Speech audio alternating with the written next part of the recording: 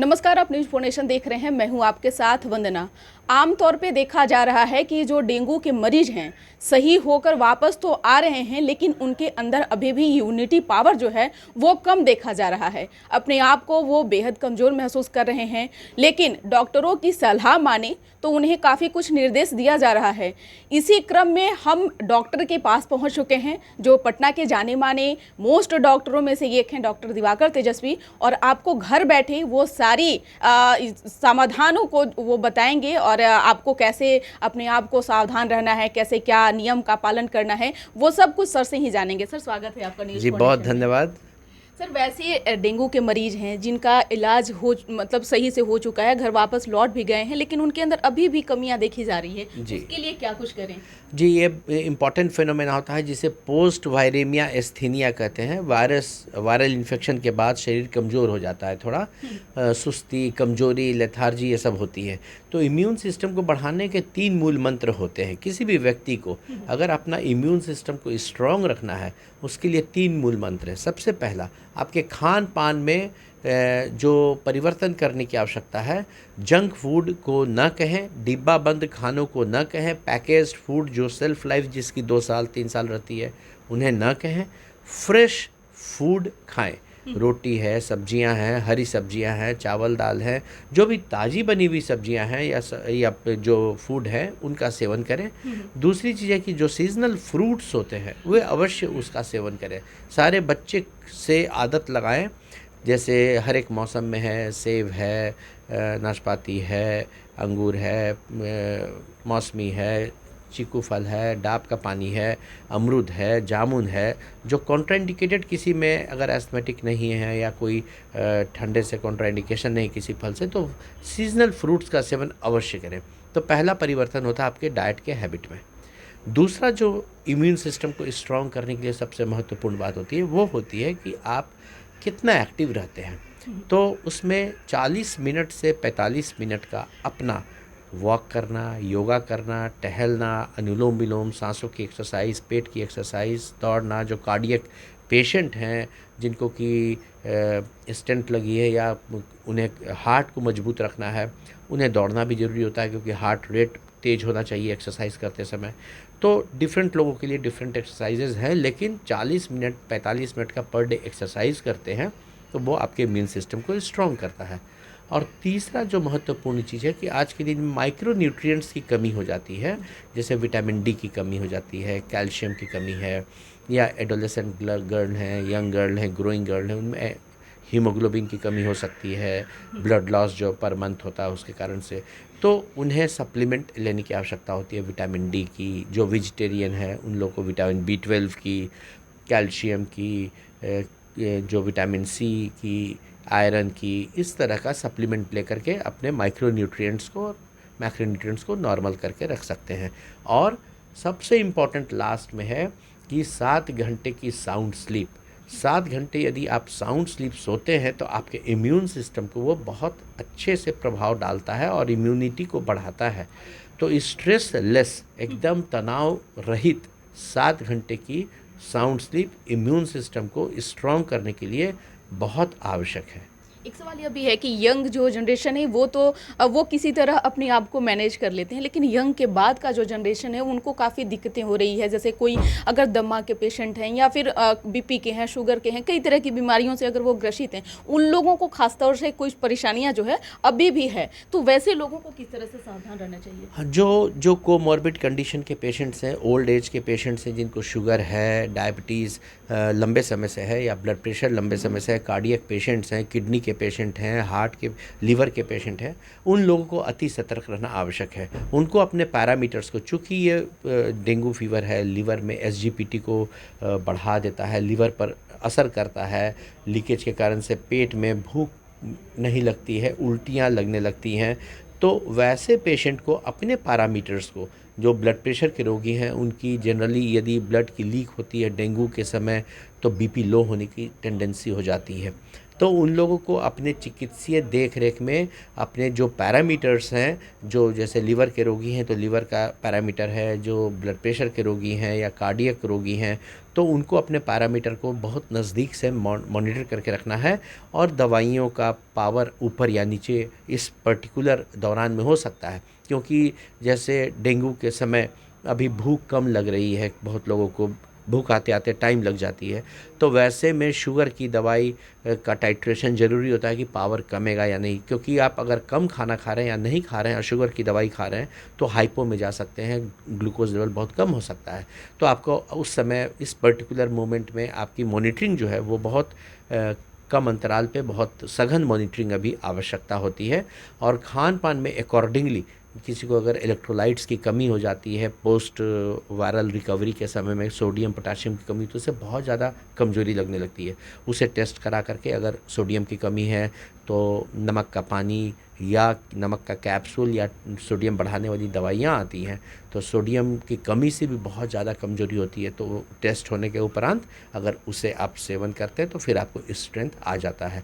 और इसके साथ साथ पोस्ट जो रिकवरी फेज है उसमें जितने भी आपको सुपाच्य फ्रूट्स हैं, सूप हैं, जूसेस हैं, इन सबों के सेवन से आपकी रिकवरी फास्ट होगी, आपके अंदर में ताकत जल्द आएगी।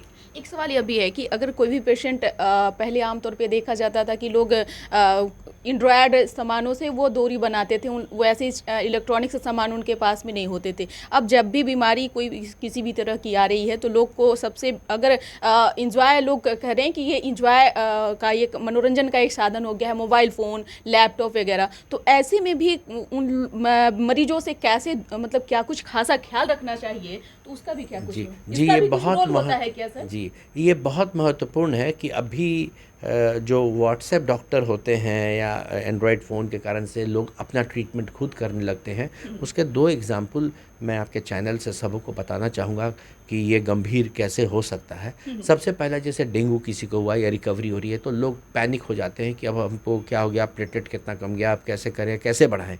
तो उसमें क्या करते हैं कि डॉक्टर के पास तो जाते हैं, डॉक्टर उनको टैबलेट्स देते हैं, फ़ीवर उतारने के लिए पैरास्टामोल का सेवन बताते हैं करना है। दूसरा, कोई दवाइयाँ नहीं लेनी है, एस्पिरिन डिस्पिरिन कंट्राइंडिकेटेड है, नहीं लेनी है डेंगू में, क्योंकि वो ब्लीडिंग करा सकता है, एंटी प्लेटलेट होता है वो एस्पिरिन डिस्पिरिन।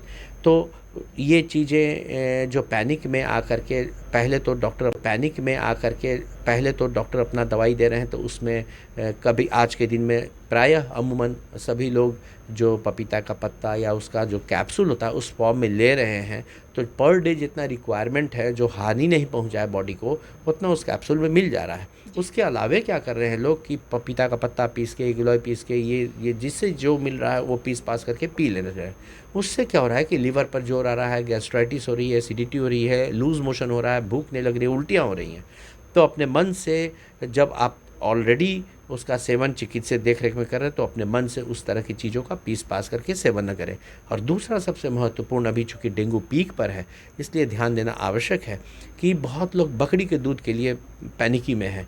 तो बकरी का दूध पहला तो एक कच्चा लेकर के पी ले रहे हैं, जिससे कि अनपास्चराइज्ड मिल्क यदि होता है, ये प्रूव्ड है साइंटिफिक कि अगर आप कच्चा दूध ले सकते हैं तो पेट में कच्चे दूध के कारण से बैसिलरी डिसेंट्री इन्फेक्शन अगर होने की संभावनाएं हो जाती हैं, तो उसे कच्चा न पिएं। थोड़ा ही दूध अगर ले भी रहे हैं तो उसे प्रॉपरली उबाल करके ठंडा करके उसका सेवन करें। दूसरा, बहुत सारे कैप्सूल में goat milk extract powdered form में रहते हैं कैप्सूल में, वो भी ले रहे हैं अगर, और आप पैनिकी में बाहर से दूध लेकर के आ रहे हैं, वो किस रख रखाव में हुआ, कौन कंटेनर में रखा हुआ है, उसमें मिलावटें हैं कि नहीं, उसका पानी साफ़, कंटेनर का पानी का जो जिसे साफ़ किया गया वो साफ़ था कि नहीं, आप कितनी देर में उसे ले करके आ रहे हैं, आपके कंटेनर में कोई कंटामिनेशन है कि नहीं, और फिर कच्चा ही पिला रहे हैं। तो इससे बैसिलरी डिसेंट्री या पेट का इन्फेक्शन उस डेंगू के साथ साथ और ज़्यादा होने की संभावनाएं हो जाएंगी और उस डेंगू को और सीवियर कर सकता है। इसलिए इस तरह के पैनिक से, जो कि व्हाट्सएप पे चलते हैं या एंड्रॉयड में तरह तरह के आपको तरीके मिलने लगते हैं कि ये करें तो इससे बढ़ जाएगा, ये करें तो इससे बढ़ जाएगा, उस पर ध्यान न देते हुए अपने चिकित्सीय सलाह पर ध्यान देंगे। और निश्चित तौर पर अगर शुरू से आप सचेत रहेंगे तो आप को डेंगू भी ठीक हो जाएगा आपका, और पोस्ट जो डेंगू से वीकनेस है वो भी ठीक हो जाएगी आपकी। उम्मीद करते हैं कि हम जितना टॉपिक था उस पर तो बात कर लिए, कुछ ऐसे टॉपिक भी रह गए होंगे सर जो आप बताना चाहते होंगे, इम्पॉर्टेंट चीज़ें। जी, अभी सबसे महत्वपूर्ण बात आपके माध्यम से बताना चाहेंगे कि पटना के अंदर में बहुत तेज़ी से डेंगू फैला है, एपिडेमिक का रूप लिया हुआ है, घर घर में डेंगू है। तो आज इससे बचने की ज़रूरत है, क्योंकि किसी को भी किसी के घर में किसी को डेंगू हो जाता है तो मानसिक रूप से, आर्थिक रूप से वो परिवार आज के दिन में बहुत उसे बहुत ज़्यादा तनाव हो जाता है, बहुत ज़्यादा फाइनेंशियल लॉस भी हो जाता है और उसके साथ साथ पैनिक हो जाता है। तो उससे बचने के दो उपाय हैं। प्रशासन की तरफ से फॉगिंग उस इलाकों में, उन इलाकों में सघन वॉर फुटिंग पे करने की आवश्यकता है, जिससे कि मच्छर न पनपे, क्योंकि आज के दिन में कहीं कहीं आप देखेंगी कि रोड कोड़े में हैं, उसमें पानी जमा हुआ है, कभी कोई प्रोजेक्ट में, कभी किसी प्रोजेक्ट में।